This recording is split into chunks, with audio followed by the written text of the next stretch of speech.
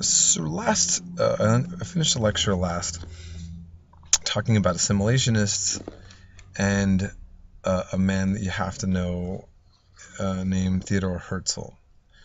And he studied law in Vienna. He was a journalist, a playwright, and originally an extreme assimilationist. When I mean extreme, he thought that, and he was a Jewish man, he thought that Jews should just, en masse, all go before like the Pope or something, and all at once convert to Christianity and just be done with being Jewish, kind of fit right in. And that was the way he kind of, that's how he saw the way to deal with anti-Semitism. And when he was in Paris, he became a correspondent for Neue Freie Presse, I think New Free Press. As a journalist, he was heavily affected by, after covering the Dreyfus Affair in 1894. And this was a very controversial event that was a huge topic, kind of almost like the Trayvon Martin case, where you had really strong opinions about racism or not racism. Did Zimmerman have a right to defend himself, or was that the case? Or how is it that the stand your ground law would happen? And like, think about like the Trayvon Martin and Zimmerman case that happened, and there's kind of like, this was like there, maybe even more so. So what you had was a Jewish man in France who was accused of being a traitor to the country. It's kind of complicated to explain, but to say that in a place that was seen as most liberal and accepting to Jews, through this scandalous situation, Jewish hatred erupted again. Mobs of people calling death to Jews, and basically the questioning of Jewish loyalty to the state and so forth. And so he felt, oh my gosh, even when we assimilate, even in places that have been most acceptable to Jewish people, we're still being considered Jews. So he kind of then felt like, oh, I guess we can't stop being Jews, even when we want to, in European societies. So he got involved with the movement that was already taking place on some levels, but he really becomes a father and founder of modern political Zionism. So what's Zionism? There's different types of Zionism, but essentially it was the idea that the Jewish people should return to the land of their ancient times, which is documented in the Bible. This was not a religious position, by the way. Most likely he was an atheist, or very close to what we'd call an atheist, not religious by any means. And in fact, a majority of rabbis opposed the idea of modern political Zionism. But he ended up looking more like the Bible as a historic document, to say, look, here it says, Jewish people in this land. We know that Judaism is about memory of the land. And in Europe, there was an idea that all ethnicities belong to particular lands. And so he then really believed that they should, Jews should return to Palestine and make it their homeland. There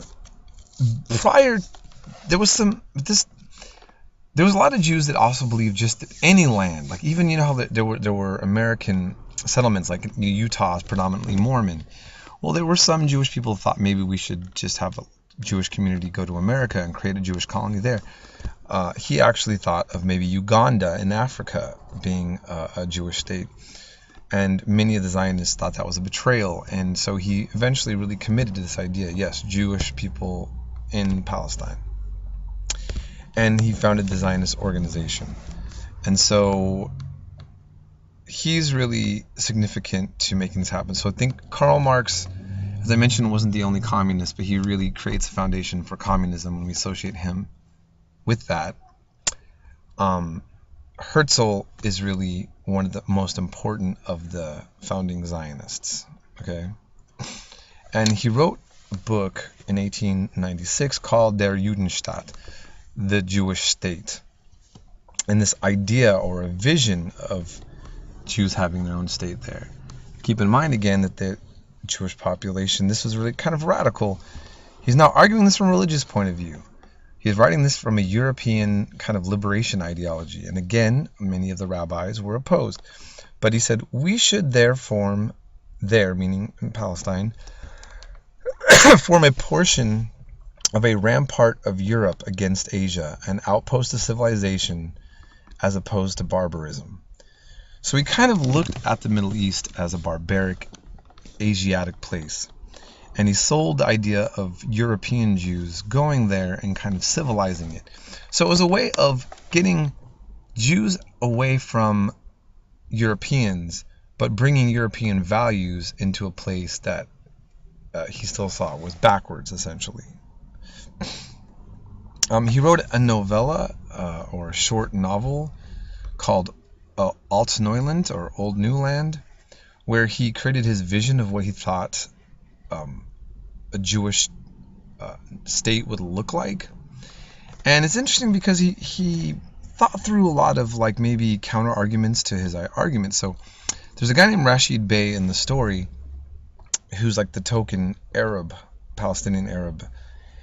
And so there's a conversation that takes place in the novel. And so this is what it says. Is one question, Rashid Bey interrupted King Sword. King Sword's the guy coming, hanging out with Rashid and some other Jewish men. And he says, these gentlemen will pardon me, but you are much too modest. Were not the older inhabitants of Palestine ruined by the Jewish immigration? And didn't they have to leave the country? I mean, generally speaking, that individuals here and there were gainers proved nothing. So Rashid Bey is talking in the novel about how well him and his family did.